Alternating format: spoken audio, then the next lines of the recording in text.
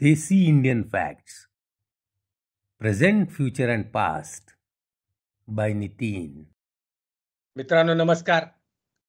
मी नितीन ज्ञाते आपल्या सर्वांच्या आवडत्या YouTube channel Desi Indian facts मध्ये मनापासून स्वागत करतो.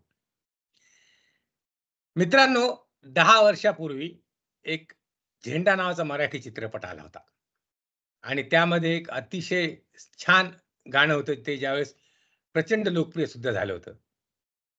आणि ते गाणं होतं त्यातलं एक वाक्य सांगतो ते होतं ते विठ्ठला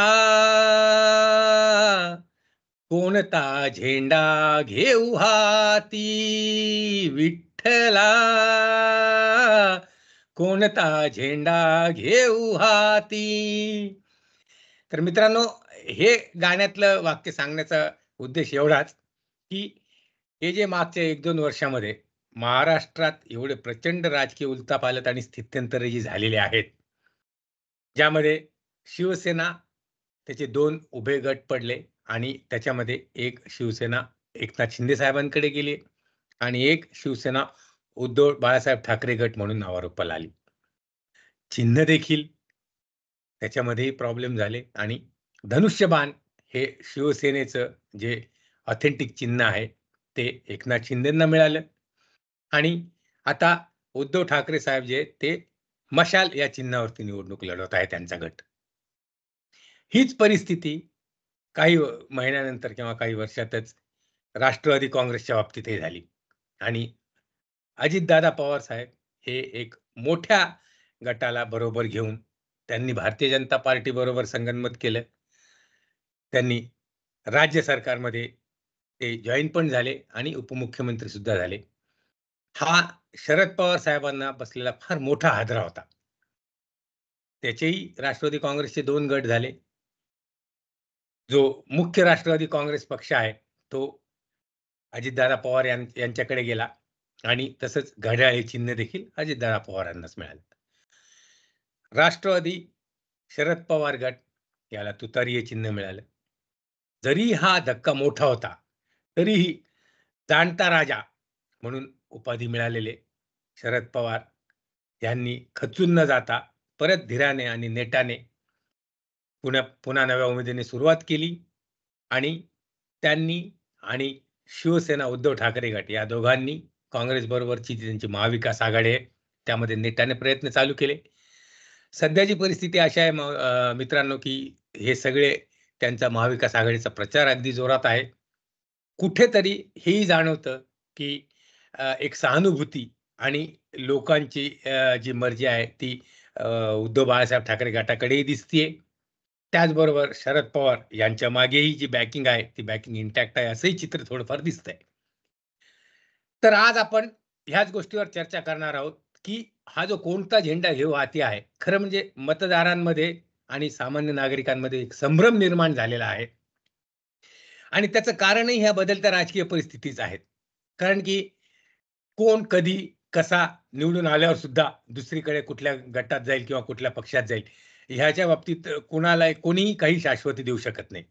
तर एवढे मोठे 2 राजकीय पक्ष जे आहेत, प्रादेशिक पक्षामध्ये शिवसेना हे फार मोठं नाव होतं, अजूनही आहे. तर त्याच्यामध्ये झालेली फूट. तर ह्यामुळे निश्चितच जो शिवसैनिक आहे आणि जो मतदार आहे तो उद्विग्न झाला. त्याला नेमकं कळत नाहीये की आता हे जे मतदान होणार आहे किंवा जे मतदान चालू आहे, पुढचे आणखीन 4 चरण आहेत महाराष्ट्राच्या मतदानासाठी. तर ते कोणाला वोट द्यावं आणि ते वोट देऊनही शाश्वती काय की तो माणूस निवडून आल्यावर तिथेच राहील किंवा दुसऱ्या पक्षात जाईल की नाही. आणि हीच अवस्था राष्ट्रवादी काँग्रेसचे जे मतदार आहेत त्यांची सुद्धा आहे. तर मित्रांनो ह्या सगळ्या बाबींवर चर्चा करण्यासाठी आज आपल्या बरोबर आहेत शिरीष राखे. राखे नमस्कार आणि जय महाराष्ट्र. नमस्कार, जय महाराष्ट्र. तर शिरीष माऊली ह्याच सगळ्या गोष्टींवरून तुम्हाला हा प्रश्न की हे जे काही झालंय ह्यामुळे निश्चितच मतदार आणि सामान्य नागरिक जो आहे तो अगदी म्हणजे परेशान झालेला आहे. त्याला कळायला मार्ग नाही की नेमकं काय करावं आणि कोणाला मत द्यावं. तुमचं काय मत आहे यावर? हा, तुम्ही जशा घटना आणि गोष्टी विशद केल्यात त्या त्या त्या फॅक्ट्स आहेत आणि आपल्या सर्वांसमोर ही गोष्ट आहे की आता पक्षांमध्ये शकलं पडली, दोन पक्ष, एका पक्षाची दोन पक्ष झाली आणि यानुसार मतदारांनाही चिन्ह लक्षात ठेवण्यासाठी पण शिवसेना कुठली, ही का ती, राष्ट्रवादी कुठली, हा पक्ष का तो पक्ष, ह्या कन्फ्युजन मध्ये लोक आहेत. ही सद्य परिस्थिती आहे आणि ही वास्तविकताही आहे आजच्या आजच्या आजच्या काळात, सध्याच्या परिस्थितीमध्ये. बरोबर. परंतु आता जर लोकसभेच्या निवडणुका ह्या जर गोष्टी आपण गृहीत धरल्या, तर माझ्या मते म्हणजे लोकांना कन्फ्युजन लोकांचं असणं 4 पक्ष 5 पक्ष उभे असल्यामुळे साहजिक आहे. परंतु ज्यावेळेस लोकसभेच्या निवडणुका असतात, लोकांच्या डोक्यांमध्ये माझ्या मते एक गोष्ट क्लिअर असते की केंद्रात कोणाला मतदान करायचं. बरोबर. मग केंद्रात मतदान ज्याला करायचं त्याचा उमेदवार कोण आणि मग आपण त्यालाच मतदान करावं, ही एक ढोबळमानाने लोक विचार करणारे आहेत. आता तुम्ही बरोबर. जसं सांगितलं की शिवसेना किंवा राष्ट्रवादी म्हणजे उद्धव ठाकरे किंवा शरद पवार यांच्याबद्दल थोडी सहानुभूती असणं अपेक्षित आहे. त्यांचा पक्ष फुटला आणि ह्या सगळ्या गोष्टी आहेत. पण ही सहानुभूती ज्यावेळेस केंद्राच्या इलेक्शनचा विषय असतो त्यावेळेस थोडीफार म्हणजे त्यावेळेस सहानुभूती कमी मिळेल, पण विधानसभेत थोडी जास्त सहानुभूती मिळेल असं मला बरोबर. वाटतं. त्यामुळे तुम्ही तुमचं जी थीम आहे आजची, की कोणता झेंडा घेऊ हाती, तर बरोबर. माझ्या मते 77 लोकांना ही क्लॅरिटी आहे की हे केंद्राचं मतदान आहे, हे लोकसभेचं मतदान. तर त्यावेळेस किती शकले पडली पक्षांमधली, तर त्यांना एक डिसाइडेड आहे त्यांच्या डोक्यामध्ये की मतदान केंद्रात कोणाला करायचं. परत ते करत असताना विरोधी पक्ष जो आहे इंडिया अलायन्स, तर त्यांच्यातही बरोबर. लोक बघतात ठीक आहे, त्यांच्यातच ऑलरेडी खूप पक्ष सामील आहेत. एका हो. पक्षातलेच शकले आहेत, तर ऑलरेडी शकला असणाऱ्या पक्षात काय होणार आहे? म्हणजे एक असा ढोबळमानाने माझ्या मते जनता, जे मी फिरलो ग्रामीण भागातही, तर त्याही वेळेस लोकांचा जो हे आहे म्हणजे लोकांचा जो अंदाज. अभिप्राय आणि जी चर्चा मी ऐकली, तर त्याच्यात शेवटी लोक हाच विचार करतात की कोण तुल्यबळ सबळ उमेदवार आहे आणि कोणत्या पक्षाला आपण केंद्रासाठी मतदान करायचं. तर त्यामुळे तुमचं जे आहे कोणता झेंडा घेऊ हाती, ही गोष्ट खरी आहे. पण केंद्राच्या इलेक्शनसाठी लोकांनी थोडं माझ्या मते विचार केलेला आहे कोणाला मतदान करायचं. अच्छा, म्हणजे मोदी फॅक्टर तिथे काही कारणीभूत आहे असं म्हणताय का? हो, मला मला म्हणजे त्याच त्याच त्याच दृष्टीने बोलायचं. म्हणजे तुम्ही जसं म्हणालात ती गोष्ट आहे. पण ती गोष्ट काय आहे, की निवडणुकीच्या पहिल्या 1-2 टप्प्यात, 3 टप्प्यात ह्या गोष्टी चालतात. पण शेवटी ज्यावेळेस मतदान करायची वेळ येते, तर लोकं मग कोणाला मतदान करायचं आणि मग तो इमोशनल फॅक्टर किंवा काय भावनिक मुद्दा बाजूला पडतो आणि लोकं मग त्या दृष्टीने मतदान करतात लोकसभेसाठी.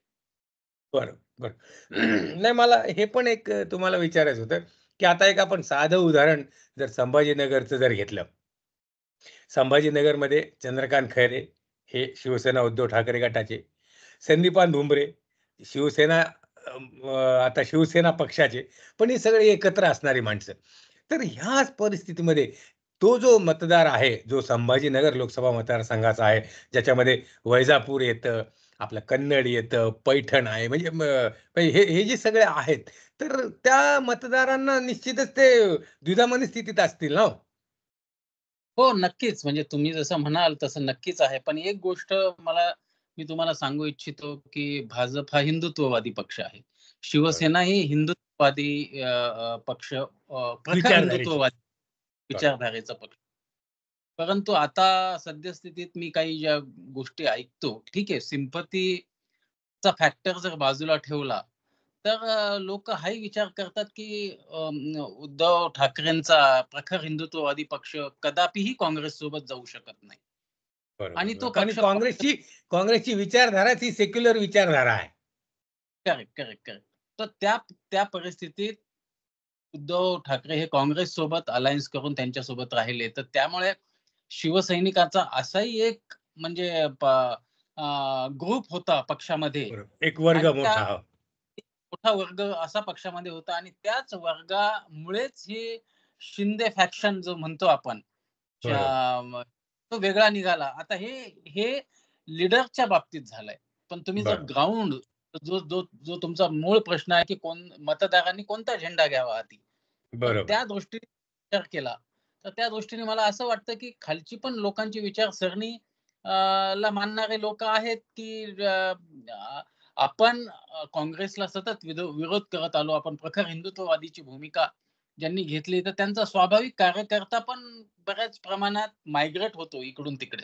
म्हणजे आपण बरोबर. नेतेच नाही, पण खालची ग्राउंड लेव्हलला पण कार्यकर्ते असे काही ठाम आहेत, की जे इमोशनल किंवा भावनिक कार्यकर्ते आहेत आणि काही कार्यकर्ते आहेत, नाही, नाही हिंदुत्वावर तडजोड का झाली? आम्हाला मान्य नाही. असा मानणाराही काही वर्ग आहे. तर त्यामुळे बरं. ते सेक्शन इज व्हेरी क्लिअर असं मला म्हणायचं.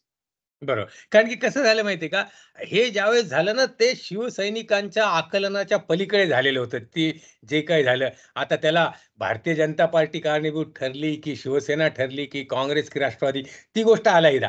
कारण की आता ती रात गई बात गई. पण त्याच्यामुळे मानसिक कुचंबना एवढी झाली शिवसैनिकांची आणि त्याच प्रमाणात राष्ट्रवादी काँग्रेसच्या लोकांची सुद्धा. कारण की एक आपण जस्ट एक सध्याचा सिनेरिओ जर बघायचा प्रयत्न केला, तर बघा भारतीय जनता पार्टीनी म्हणजे सुरुवातीला जर आपण सुरुवातीचा काळ जर बघितला तर एक लहान भावाच्या भूमिकेमध्ये भारतीय जनता पार्टीनी प्रवेश केला होता. तसं महाराष्ट्रामध्ये त्यांचा वजूद होता त्याच्याबद्दल नाही. पण शिवसेना हे एक फार मोठं नाव होतं आणि एक लहान भाऊ म्हणून त्यांनी त्यांच्याबरोबर साथ दिली, त्यांच्याबरोबर राहिले आणि ज्यावेळेस कुठेतरी आपलं राजकीय बस्तान बसायला लागले अशी सुरुवात त्यांना दिसायला लागली, त्यावेळेस त्यांनी हळू स्वतःची सुपरिटी दाखवायची सुरुवात केली. हे जाणवत होतं. एक ओव्हरऑल सिनेरिओमध्ये हे जाणवत होतं. ह्या सगळ्या गोष्टींबरोबर उद्धव साहेबांनी तडजोड देखील केली. पण नंतर कुठेतरी असह्य झालं आणि मग त्यांनी हे बाहेर पडण्याचा निर्णय घेतला. ह्या ज्या गोष्टी झाल्या, ह्या म्हणजे शिवसैनिकाला कुठेही ह्या न समजणाऱ्या आकलनाच्या पलीकडच्या गोष्टी झालेल्या होत्या. मग त्यावेळेस जे उद्धव साहेबांनी बाजूला होऊन मुख्यमंत्री ते झाले, त्यावेळेस एक एक ग्रुप जो आहे तो त्यांच्याबरोबर राहिला, जो की सामान्य कार्यकर्त्यांचा होता, नेत्यांचा होता आणि प्रथितयश लोकांचा सुद्धा होता. पण तुम्ही जसं म्हटलात तसं त्याच वेळेस जो काही प्रखर हिंदुत्ववादी विचाराचा जो शिवसैनिक होता, त्याला ही गोष्ट अजिबातच आवडली नाही आणि मग हे बंड जे आहे ते एका रात्रीत झालेलं तर बंड नाहीये. म्हणजे त्याला कसं हळू-हळू फ्युअल ऑन फायर असं खत मिळत गेलं, खत मिळत गेलं आणि एक कडेलोट झाला. लोकांना जे डोळ्यासमोर दिसतंय, की एकनाथ शिंदेच्या बाबतीत जे ठाकरे साहेबांचे शिवसैनिक किंवा बाकीचे काही सामान्य लोक काही-काही म्हणतात, की नाही फक्त सत्ता पाहून आणि काहीतरी कुठल्यातरी भीतीने वगैरे केलं. पण ते तसं फक्त तेवढंच एक कारण असेल असं खरंच मलाही वाटत नाही. कारण की शेवटी तुमची जी तुमचा जो बेस आहे, तुमची जी वैचारिक जडणघडण झालेली आहे, ती जर तुमची एका प्रमुख मुद्द्यावर झाली आणि त्यापासूनच जर तुम्ही फारकत घेणार असाल, तर मानसिक कुचंबना तर होतीच. बरोबर आहे ना? बरोबर, बरोबर. करेक्ट आहे. तर म्हणजे तुम्ही जसं सांगितलं त्याप्रमाणे ती मानसिक कुचंबना तर होणारच होती आणि त्याच कुचंबनेतून काही वर्ग बाहेर पडला आणि जो शिंदेसोबत गेलाय. पण त्याशिवाय जसं तुम्ही म्हणालात, की उद्धव ठाकरेंनी त्यांचा त्यांचा म्हणजे तुम्ही जे सांगितलं ते अगदी संयुक्तिक आहे, की त्यांचा पण भाजप आणि त्यांची युती असताना त्यांची कुचंबना पक्षात होत गेली. आणि एक वर्ग त्याही वेळेस शिवसेनेत असा होता, की नाही, नाही हे काय आहे, आपल्याला तर यांच्याविरुद्ध स्ट्रॉंग स्टँड घ्यायलाच पाहिजे. बरोबर. आणि तो जो वर्ग होता, तोच वर्ग आता सध्या त्यांच्यासोबत आहे. आहे. बरोबर, तो बरोबर. हां, तो मी मग ज्या मी मध्ये वर्गाला जस्ट एक एक एक वाक्य ॲड करतो. कारण की आपल्याला आठवतं ते काही दर 2-3 आठवडे झाले, महिना झाला, की आम्ही राजीनामे खिशात घेऊन फिरतोय, असं बोलायचे. म्हणजे ते ते शिजत होतं, ती जी कंडिशन होत होती.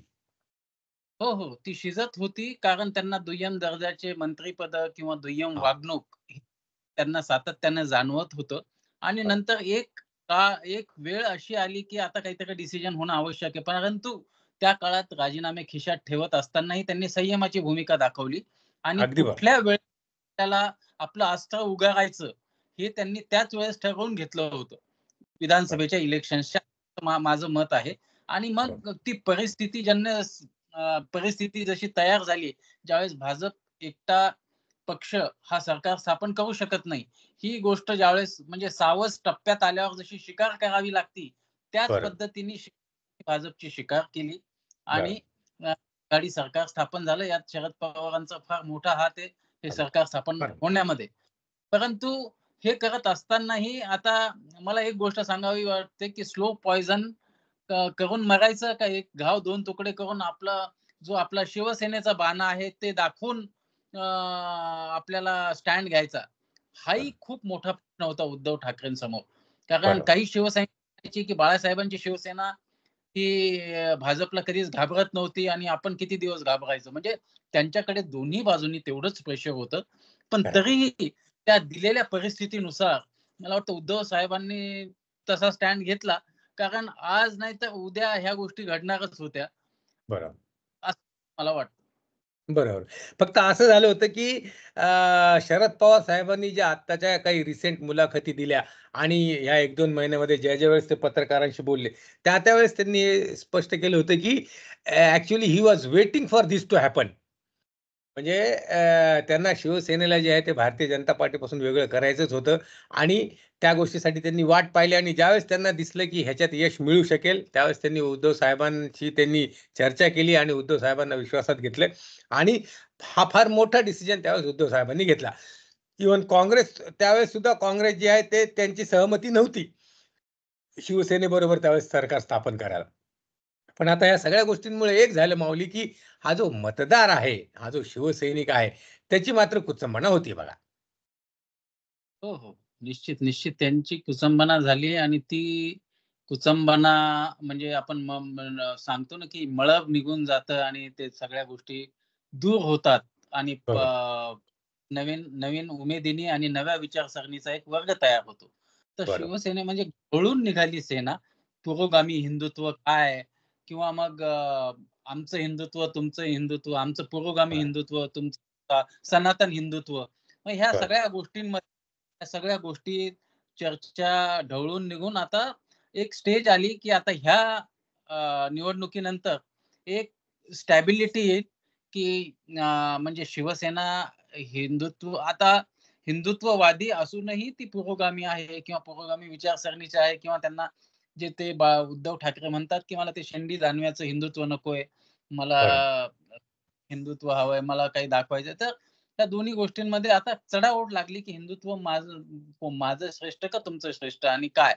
तर ते बरोबर. हे सगळं म्हणजे आता मला हे म्हणायचं, की वैचारिक म्हणजे या सगळ्या गोष्टी अशा ढवळून निघाल्यात आणि ह्या इलेक्शन नंतर काही गोष्टी स्थिरावतील, स्टेबल होतील. यात अ, उद्धव ठाकरेंची शिवसेना कुठल्या स्टेजला जाईल आणि एकनाथ शिंदेची शिवसेनेला लोकं मानतात का? हेही बरं. गोष्टी ह्या इलेक्शन क्लिअर होतील आणि त्यानंतर माझ्या मते लोकांना एक झेंडा त्यांना दिसेल, की मला हा घ्यायचा आहे का हा झेंडा घ्यायचा आहे हातात. बरं, बरं, बरं. म्हणजे शिवसेनेच्या बाबतीत हे कळेल. आता ह्याच लाईनवर आपण राष्ट्रवादीचाही जर विचार केला, तर राष्ट्रवादी काँग्रेस जी आहे ती म्हणजे वन मॅन शो हा प्रकार होता. म्हणजे made by, created by and it was everything by Sharad Pawar. बरोबर. त्यांनी सगळ्यांना जमा केलं. म्हणजे त्यावेळेस ते काँग्रेसमध्ये अतिशय मोठे आणि कद्दावर नेता होते. संरक्षण मंत्र्याची पण त्यांनी भूमिका बजावलेली होती. म्हणजे एक काळ असा होता शिरीष माऊली, की तुम्हालाही ते माहिती असेलच, की पंतप्रधान पदासाठीचे उमेदवार म्हणून मोठ्या आशेने शरद पवारांकडे पाहिलं जायचं. पण दुर्दैवाने ते तिथपर्यंत पोहोचू शकले नाही. हालांकी at that time he was the most capable person amongst all of them.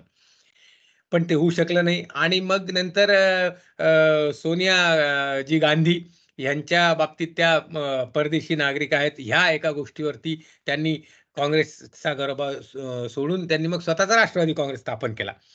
आणि त्यावेळेस त्यांना बहुतेक 2 जण जे आपले ह्याचे होते ना, एक अरुणाचल प्रदेशचे होते करेक्ट? संगमा हां, पूर्ण संगमा आणि एक आपले उत्तर प्रदेशचे एक होते मुस्लिम कॅन्डिडेट होते बघ. तारीख अनवर, तारीख अनवर. तारिक अनवर, आहे ना. त्यांनी त्यांनी त्यांची साथ दिली आणि मग हा पक्ष स्थापन झाला. पण परत म्हणजे कसं आहे शरद पवार जे he is the person known to be unpredictable. हं, हं. त्याप्रमाणे लगेच 6 महिन्यातच त्यांनी परत काँग्रेसला पाठिंबा दिला आणि मग त्या सरकारमध्येही ते आले. ओके. म्हणजे तेवढ्यापुरतं परत ते सगळ्या गोष्टी बाजूला ठेवल्या गेल्या. पण आता हे जे मागच्या वर्षभरामध्ये जे काही झालं, कारण की तिथे सुद्धा अजित पवारांची कुचंबणाच होत होती. आणि हो, मग हो. त्यांनी हे स्थापन केला, दुसरा पक्ष झाला. मग आता ते भारतीय जनता पार्टी बरोबर आलेले आहेत. तर ते आता सध्या राज्याच्या सत्तेत आहेत. मग अशीच ही गोष्ट जरा तुम्ही प्रकाश टाकू शकाल का, की राष्ट्रवादी काँग्रेसच्याही कार्यकर्त्यांच्या बाबतीत आणि मतदारांच्या बाबतीत हीच असेल? हो, नक्कीच. म्हणजे हाही एक चांगला मुद्दा आहे चर्चेसाठी. म्हणजे दोन्हीही गोष्टीत म्हणजे शिवसेना आणि राष्ट्रवादी अ, यांच्यात फूट जरी पडल्या असतील, तर कारणं काही वेगळी आहेत. म्हणजे दोघांची कारणं सारखी नाहीयेत. तर मला असं वाटतंय, की अजित पवारांनी ग्राउंड लेव्हलवर अ, जे कार्यकर्त्यांपर्यंत, खालच्या लेव्हलपर्यंत जे राष्ट्रवादी ला पर्क्युलेशन व्हायला पाहिजे, खाली रुजवायला पाहिजे. त्याच्यात त्यांचा खूप महत्त्वाचा वाटा होता. आणि बरं. हे असं असतं, त्यांच्या पण काही अँबिशन्स होत्या. त्यांनाही वाटत होतं, की नाही, मी सगळं करतोय, पण मला पक्षामध्ये सेकंडरी भूमिका मिळते नेहमी.